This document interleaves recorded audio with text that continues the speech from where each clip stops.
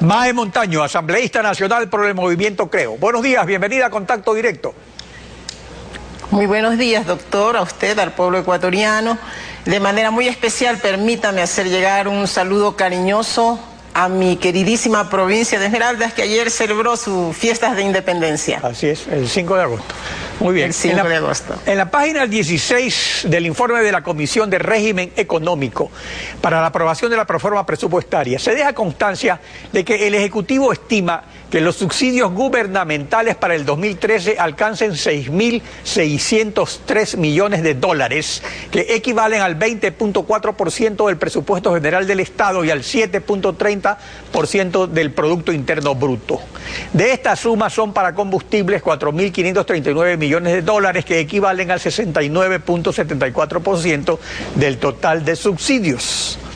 Sobre el subsidio a la gasolina, que llega a 1.757 millones de dólares, el sábado pasado el presidente de la República anunció lo siguiente, veamos. En esa parte privada, por supuesto, el subsidio está beneficiando más al rico que tiene un carro privado 4x4 8 cilindros que al pobre que no tiene ni siquiera carro. De hecho, hay cálculos que para el que tiene 4x4 8 cilindros el subsidio a la gasolina es $1.000 por año, que el pobre que no tiene carro por el subsidio no le suben los pasajes, el beneficio tan solo es $60, $80 por año. O sea, se beneficia 10 veces más el rico. Y para evitar eso, estamos estudiando un sistema de cupos para decir, bueno, cada ecuatoriano que tiene un carro en la matrícula tenga su tarjeta, esto es para consumir 300 galones por año. Eso es lo que el Estado le garantiza a este valor. Se pasó a 300 galones, tiene que comprar a precio de mercado, sin subsidio. No transporte público, transporte urbano, porque eso incrementaría precio de alimentos, etc. Entonces estamos estudiando eso para ver si se lo puede aplicar el próximo año, tal vez 2015. Asambleísta, este anuncio en el 6º año de gobierno, ¿cuál es su opinión al respecto? Es bueno recordar por qué surgen los subsidios y decir también que el valor del subsidio del combustible es de 3.700 millones de dólares, o sea, es mucho dinero. Los subsidios en realidad surgen para beneficiar a los sectores menos favorecidos en una sociedad, en un país, para permitirles que se integren de mejor manera a la economía de ese país.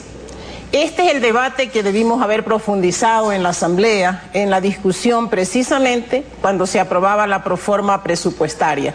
Ahora, esos subsidios tienen que cumplir determinadas condiciones. Primero, tienen que ser focalizados, o sea, tienen que estar orientados a esos grupos menos favorecidos. Lo otro es que las finanzas públicas del país tienen que orientarse no a mantener a los grupos menos favorecidos en el uso de ese subsidio, en la dependencia de ese subsidio, sino que tienen que generar una infraestructura productiva que genere trabajo, que genere posibilidades de emprendimiento, porque un país puede mostrar que tiene fortalezas económicas cuando menos personas dependen del subsidio, no como nos están haciendo creer ahora. Entonces, en este momento, es verdad, es cierto que tenemos un subsidio generalizado, que tenemos en los combustibles y en el gas, tenemos que los que son más favorecidos son los más ricos. Se dice que en el caso del gas, el quintil, que se llama en sociología, el quintil más rico, el grupo de ecuatorianos más rico, se beneficia 5 veces más que el grupo de ecuatorianos más pobres. Y en el caso de los combustibles de manera general, por lo menos esa diferencia puede llegar en 20 veces. El grupo más rico del país recibe 20 veces el beneficio en relación a los pobres del país. Pero también, por otro lado, esto subsidia también el transporte público, el transporte aéreo, el transporte naviero, o sea, incluso la generación de electricidad. O sea, eso también es un subsidio a la economía en general. Es verdad que existen grupos privilegiados, pero de otra parte también es un costo importante para la economía que permite el crecimiento que ha habido de alguna manera en los últimos tiempos. Indiscutiblemente, pero los subsidios tienen que ser temporales.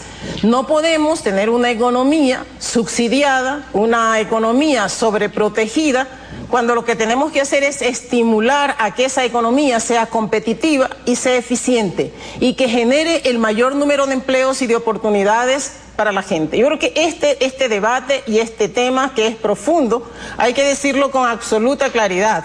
¿Por qué hemos esperado todos estos años para tomar decisiones? En este momento, cuando tenemos una proforma presupuestaria que tiene 5.000 millones de déficit y tenemos 6.000 millones de subsidios. Y por otro lado, en un país en donde los gastos corrientes son elevados, yo creo que es el momento que el presidente de la República nos presente una propuesta seria de cómo gradualmente se tiene que salir de los subsidios, sobre todo de aquellos que se llaman regresivos, o sea, que benefician más a los ricos que a los pobres en el país, pero también de cómo disminuimos el gran gasto corriente en este país, porque no es posible que en un periodo en donde los precios del petróleo han beneficiado los ingresos del país o debieron haber beneficiado la economía del país, nos estemos endeudando cada vez más para cubrir el déficit.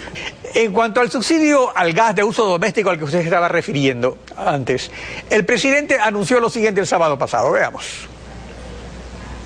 Subsidio es cerca de 700 millones de dólares. 2016 están las hidroeléctricas. Vamos a tener energía eléctrica estable, limpia, renovable. Tenemos que hacer que la principal energía utilizada en los hogares no sea de origen fósil como el gas, licuado de petróleo, LP, sino energía eléctrica y de origen hidráulico. Vamos a empezar incluso subsidiado a que se vendan cocinas eléctricas y que se reemplacen por las cocinas de gas. Cuando garanticemos que todo ecuatoriano tenga o haya tenido posibilidad de tener la cocina eléctrica, ya ahí sí el precio del gas tendrá que ser un precio internacional, porque el precio del gas no cubre ni siquiera el costo de distribución. De hecho, las cocinas pueden ser mixtas, eléctrica y gas. Se va la electricidad, utilizo el cilindro de gas, pero será un cilindro de gas por año. Lo que nos cuesta el subsidio al gas son unas 200 escuelas del milenio por año.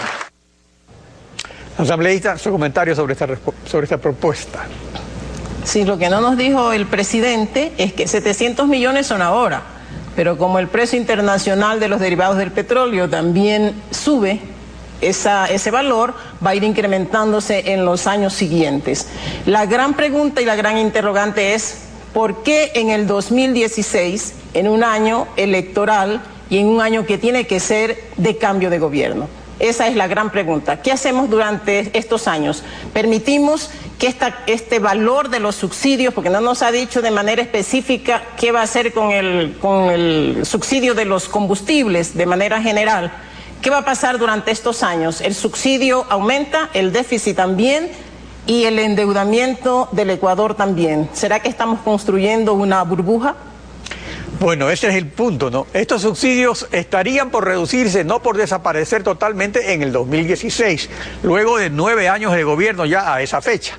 Ahora, simultáneamente en estos momentos, Alianza País estudia una reforma constitucional para la reelección indefinida. Al respecto, la asambleísta Jimena Ponce de Alianza País, aquí en contacto directo, dejó registrado lo siguiente. Veamos. Si la reelección es un instrumento, es un mecanismo que nos permite conseguir los objetivos del buen vivir, pues entonces entiendo que la ciudadanía tendrá pronunciamientos favorables para ello. A eso es a lo que debemos apuntarle. ¿Cuáles son las formas, instrumentos, mecanismos que nos lleven a eso? Son los que debemos irlos definiendo ya desde la actoría política, desde la actoría pública y también desde la actoría ciudadana. Nuevamente, el debate de fondo no es solo la continuidad de una persona, sino sostener un proyecto político, y eso me parece que es lo que estamos poniendo a consideración. ¿Cuál es la posición de Creo frente a las reelecciones?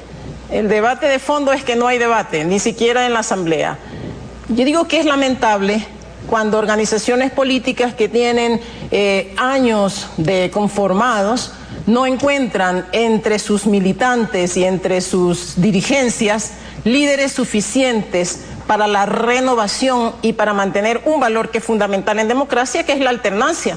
Es lamentable, y más lamentable aún cuando se quiere permanecer en el poder por mucho tiempo a partir de fomentar el caudillismo. O sea, cuando un proyecto político está orientado a fortalecer en la personalidad, en el individualismo, en la personalidad de alguien, el desarrollo de una organización política y sobre todo de un país.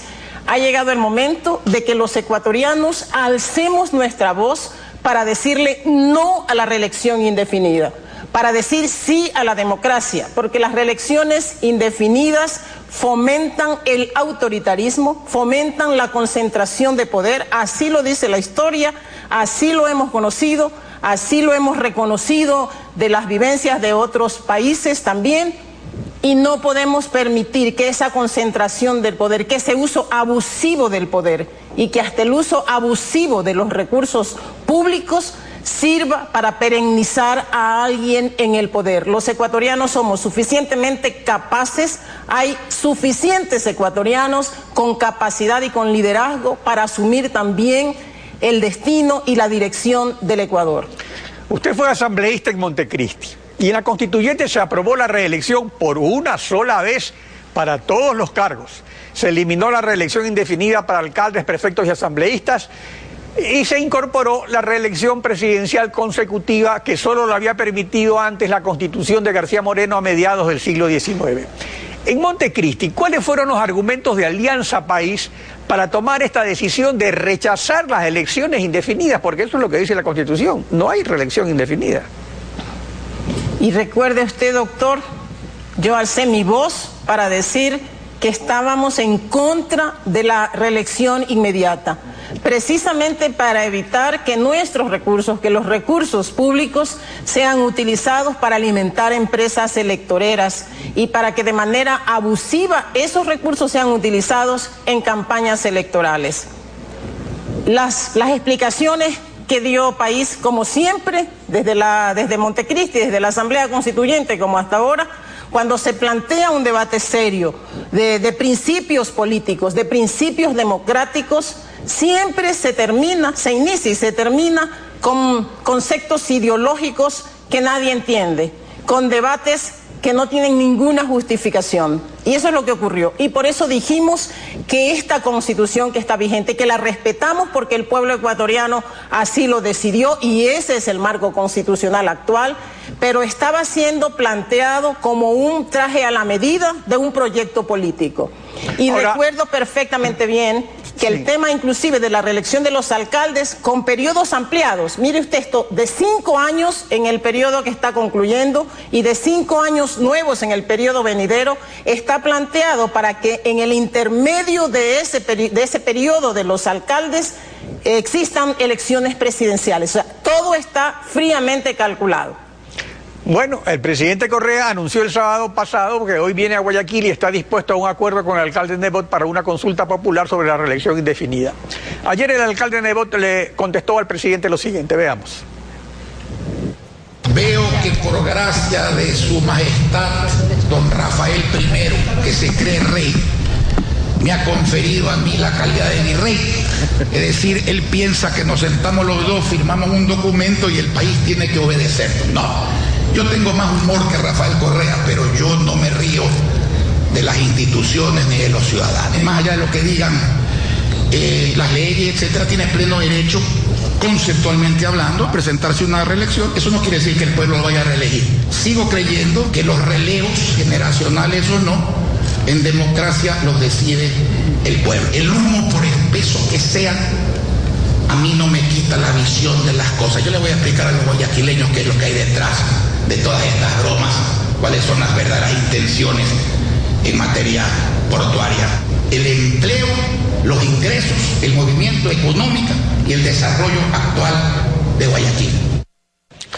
A ver, ¿qué piensa usted de todo esto? ¿No terminará igual que la consulta popular del 2011 sobre la inseguridad ciudadana que Madera de Guerrero la provocó y luego se abstuvo de hacer campaña? Primero, demandamos que esto sea un debate serio. Demandamos que los ecuatorianos merecemos todo el respeto, que esto no es un juego de niños, que esto no es un juego de dos personas que dicen, si tú haces esto, entonces yo hago, como niños malcriados.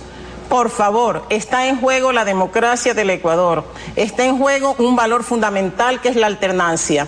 Y también está en juego luchar con antivalores de la democracia, como esto de concentración del poder, con esto de perennizarse en el poder. Así que los ecuatorianos demandamos que con respeto se nos trate y que en el debate esté de manera clara y precisa cuál es el tema. El tema es que quiere perennizarse en el poder el presidente de la República, que lo diga con absoluta claridad.